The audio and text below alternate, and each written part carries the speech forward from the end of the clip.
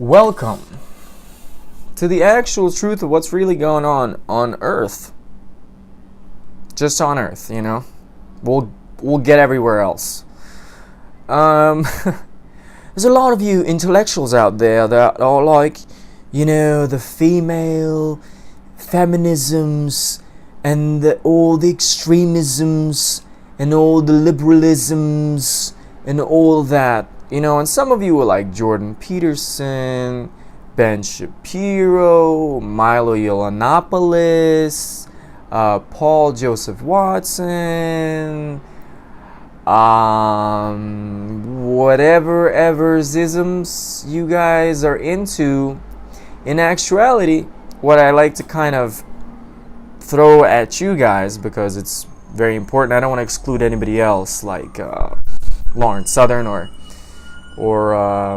Dave Rubin, right? Or some black guy, whoever else. And this is kind of for all of you guys that are talking about this. First of all, we're not actually dealing with extreme feminism. What that is actually not feminism at all. And don't think it's leaning towards feminism. It's not feminism at all. Okay? It is actually really the rise of the female ego, which is kind of like an emulation of what women, for the most part, think men are like. The reason for that has happened since, 1940s or 50s, when Edward Bernays pushed that whole torches of freedom thing, and he was like, hey, this is a good way to make consumers out of women. And there you go. Women consume, 80% of probably most products over and over again that they purchase on a weekly basis, monthly basis. They're a pretty strong consumer base. They also consume music and also films and all those other kinds of things quite more now than men do and other people, right? So, the ego is what we're dealing with. And dealing with it and hating extreme feminism like you do, Milo, is absurd. It's not feminism. First of all, you're insulting Christine Hoff Sommers at speeches, and that's not even feminism. Now, I get it. It's been hijacked, and it's in presence of feminism. But in reality, it's really the female ego. And the female ego is just like any other ego, except that it's reached a very height. Men have given women legally all the rights, and men have also given women superiority in relationships, really, giving them what they want. If they complain, men give them what they want. It's common to say, oh, just do what the wife says and so on, or I just do what the wife says, they'll go along, get along.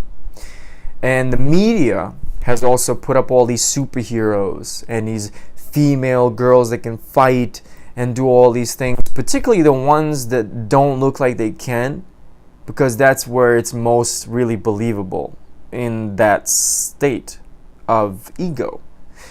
We're going to discuss what the ego is, and I'd like to educate some of you on what the ego actually is.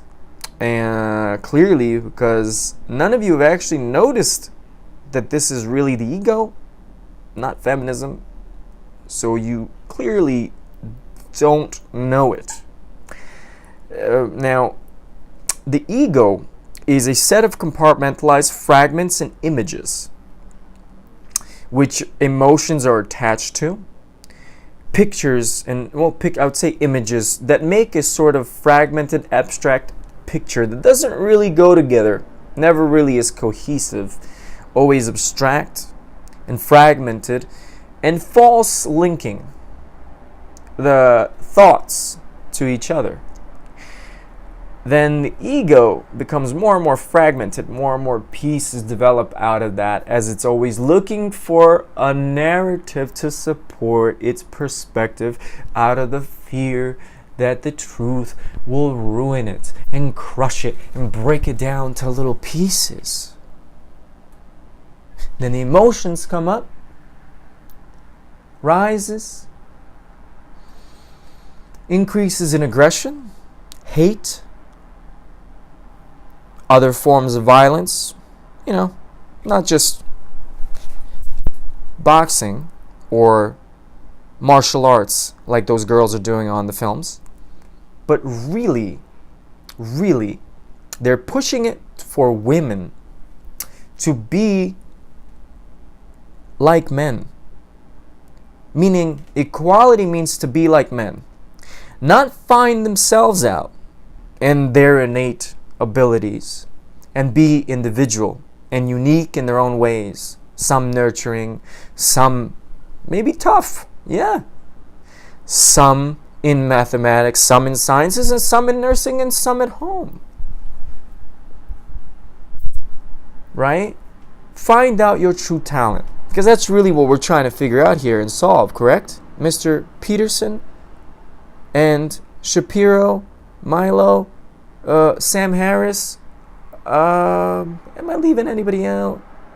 I think I am. Probably want to throw Richard Dawkins in here too. No, just kidding. But throw everybody in here. Okay, what we're really trying to figure out is how do we find out our innate abilities? Because, right, women cannot speak for all women, correct? No one can speak for all women. And that's where the nationalism and the ego comes in. You see, that's a nationalized form, which you guys have termed feminazis. It's a nationalized form of the ego, which is they group together, separate themselves from men. Men don't know anything about them, even though they're trying to be like them and emulate them. Ironically, we thought they would have known, we would have caught on to that. But that is the irony. The irony is that the ego isn't really aware of itself. And that's the scariest part about the ego, because then it can exacerbate to levels that are really problematic. And so to aid this, to solve this, it's very simple. Don't throw hate at it, because you're attacking the ego. You think you're attacking something else, but you're attacking what's actually attached to all of that. So you may be attacking feminism, but in reality, the ego has attached itself to that. There's a lot of those women that are doing this intentionally. Like for you, the Kathy Newman interview with Mr. Peterson, that lady was intentionally doing that to you. This was not like she was, she was not aware. She was doing this to you intentionally. There are those women out there doing that intentionally. Now, I mean, she was not aware, but I mean, she did have an intention. There is a difference. She wasn't aware of herself, but she was aware that she was doing that to you. So let me just clarify, so it doesn't contradict the last point. Because in reality, there are all those women who are going to stand up for that. And that's what you don't want. You do not want the women to nationalize that aren't really aware of this going on. And you now are hating feminism. And you're just making the other women support them for no reason when they don't know those women are actually hurting them, really. So that you guys gotta, that approach is gonna just divide. And I know it's not your intention, because feminism was hijacked and the ego is chipping away at it. But this was the plan. The plan was just to make females egotistical, which they're doing a very good job at, right? They're comparing themselves to men. They say they're doing better in school, although the ego actually makes you stupider.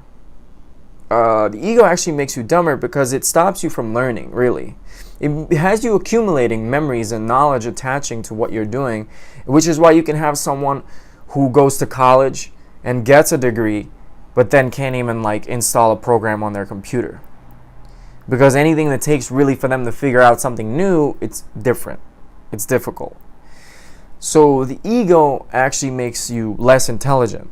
It lowers your capacity. It makes you know more things about other people or specific little things verbal things, but it actually lowers your capacity. And I want to be clear, it lowers your capacity to be able to understand something because you're mostly filled with fragments, and those are what's consuming the space in the brain.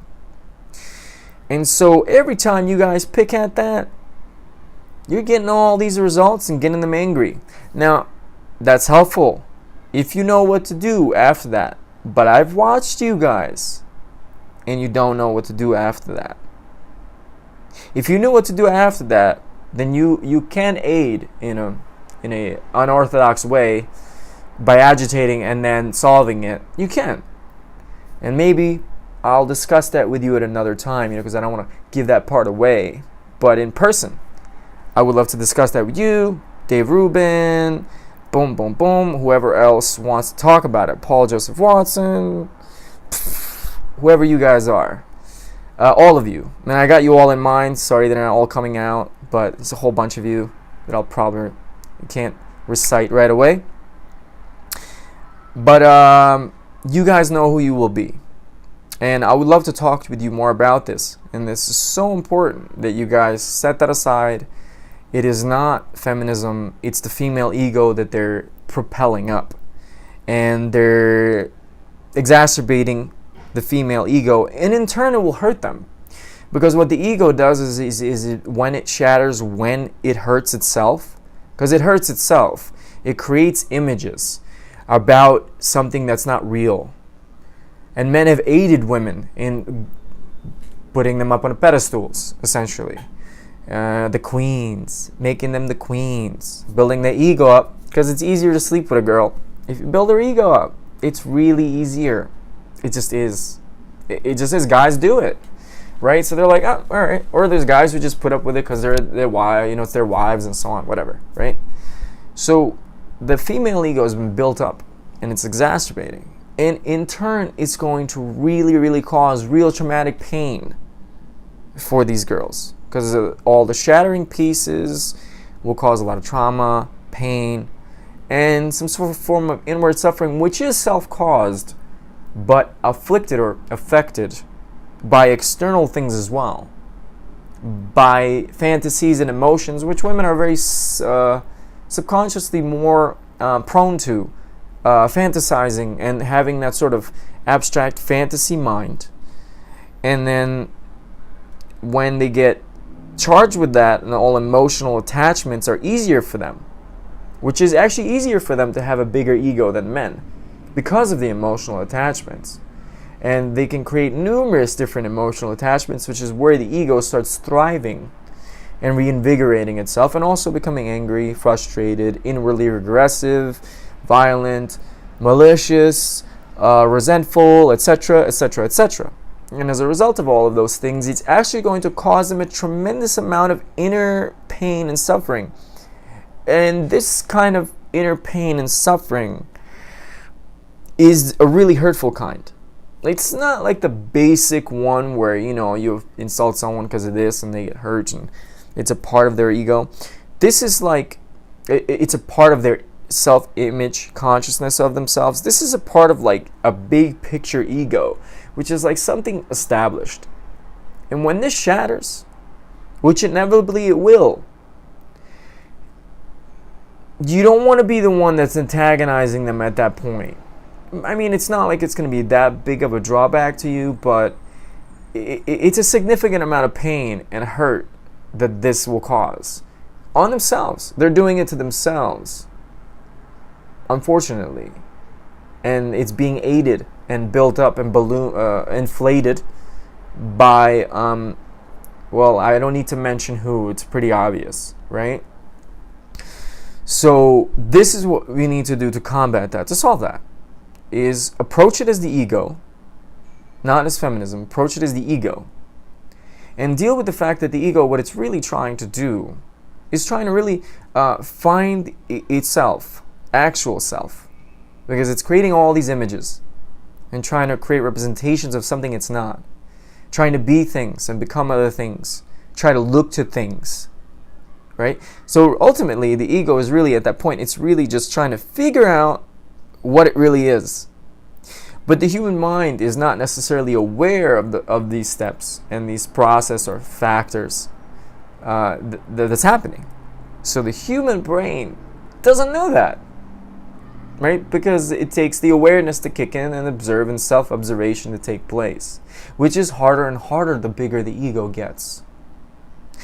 And so to approach that, you're aiding and helping them find themselves and find out what they're truly good at, what their innate approach is. And you take that approach in your psychological evaluations, not analysis. One thing about you, Mr. Peterson, is you analyze too much and you detract from the point. It's actually much simpler. Analysis causes you to detract so much that you fragment a lot of things on your own too, and then you go into things and you're right on all of those things in that way. But when you look at the whole, it's a lot simpler. You're just dealing with the ego, and the ego is just trying to find itself. Finding itself means, what do I do in life? What am I really good at? Who am I really? What's my actual innate talents and skills, abilities? That's really what the ego is struggling with. Because women right now are obviously struggling because it's been, 40, 50 years since they really kind of got into the workforce and the whole thing. So they don't really know what to do. Their minds haven't been kind of conditioned into it as men have for all these years. They also don't learn from their fathers. Like I had a father and he had a strong work ethic and he taught me a lot of stuff, and he's one of the most hardest working people I know. All the men in my family are super hard working.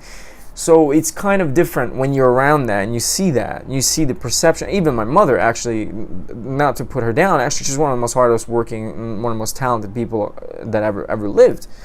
But it's unfortunately, it's when women are not around that they haven't seen this, and so they're kind of new to it, all these things going on, and they're trying to figure it out. They're dealing also with the way the interactions are, and they're dealing with different kinds of men too, which are not really the men that are really you meet normally. Like those men are like high level, these guys are hungry, power hungry, money hungry, and they're attracted to them, ironically. And they're attracted to them because of the ego. Ironically, right? Ironically, they're attracted to them because of the ego.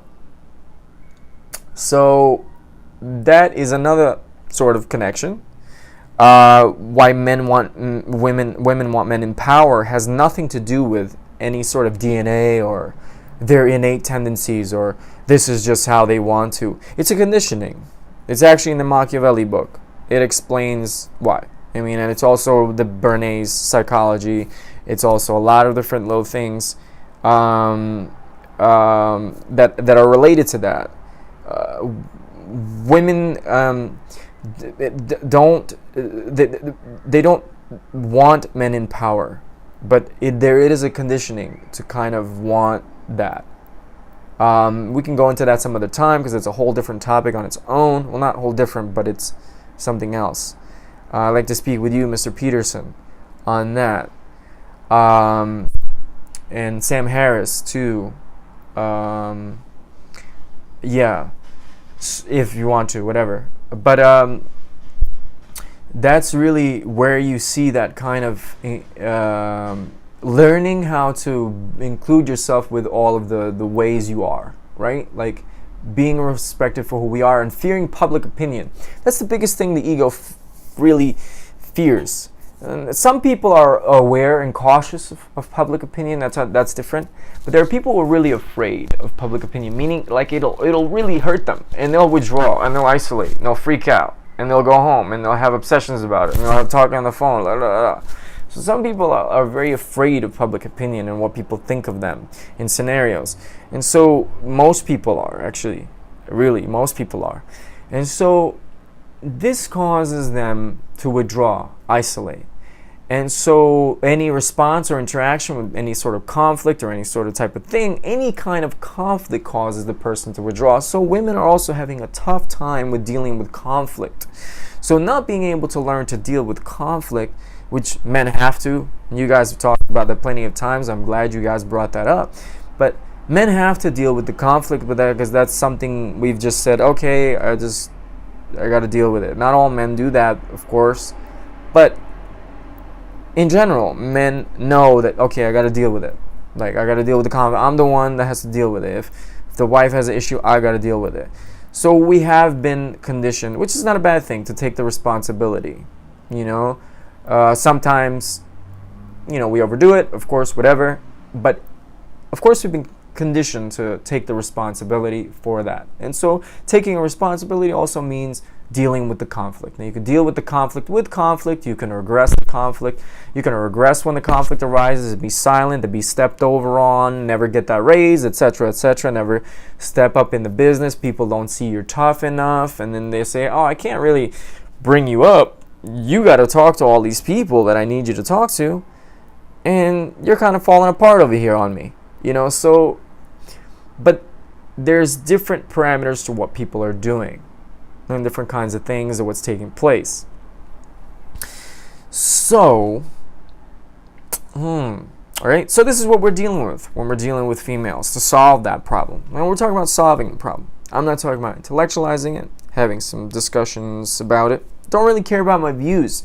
I really like to speak to you guys, and I hope that everyone watching this actually will share this and send it to you guys, and because this would be really cool. I think the discussion we can have thoroughly into each aspect of it will be quite unlike any other talk you guys have had yet. What else are we talking about here? Okay. Aside from female inclusion, female ego, we have, learning about oneself. And, the increased antagonism with males and females, right? So I think that's an important topic we need to talk about. The increased antagonism with males and females. It's always been not always, but it's been a versus kind of thing lately, because it's a power struggle. So that, again, debates to the ego. It's a power struggle. We're talking about a power struggle between men and women at this moment. Who's going to rule the country, who's going to control things, who's going to run things, etc. So we see this power struggle that's been building up. Who's going to run the home, who will take the kids, who's going to work, who's going to do what, who's going to use all the money from the person that works. That's also the other aspect. So these are all the things that we're talking about here. So this is what I really hope we can make clear. And so we can stop this whole feminism hating and get down to the very root of this little ego complexity that's arising, and provide the ego a solution way out of its own craziness before it hurts itself really bad. And I'm well aware of this kind of suffering, inner suffering that's partly self-caused, mostly self-caused. And although some of us would probably be like, yes, they deserve it. They need that shit. It's gotta happen to them. No. Unfortunately, that's not the right route. Revenge is not the right route. And can't do that. That's going to make things, it's going to win. The side of whoever is agitating this is going to win, because they will slow down the time of progression to when the male and female social cohesion returns itself back to a regular stasis and balance. And there's a lot of manipulators at stake in this. A lot of them have been doing this for years, and slowly in many different ways. And it would really take this to solve it. It's that simple. So, see you guys. I hope everybody sends this, posts this, sends it over to Jordan Peterson, Sam Harris, Richard Dawkins, if it's gotta be. I don't know, whoever. Let's talk about biology. Let's do it. Let's talk about anything. Dave Rubin, I appreciate your show. I like all of... I see so many of them. I really watch every single thing.